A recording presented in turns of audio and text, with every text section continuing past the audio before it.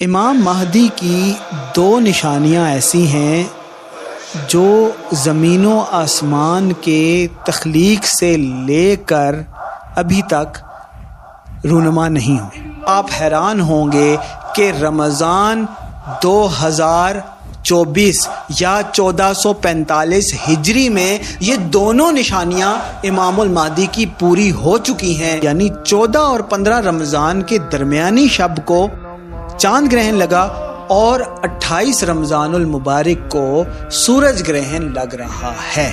اور باقی ایک بات ڈنکے کی چوٹ جو اللہ نے اپنی لوح پر لکھ دی ہے وہ یہی کہ محمد قاسم بن عبد الکریم ہی امام المہدی ہوں گے۔ جس کو یہ بات پسند ہے قبول کر لے، نہیں پسند تو اللہ جانے، اس کا معاملہ جانے۔ اور ہم میں سے اکثر مسلمان آج یہی بن چکے ہیں کہ وہ سب سے پہلے امام مہدی کی مخالفت کرنے والوں میں شامل ہو چکے ہیں۔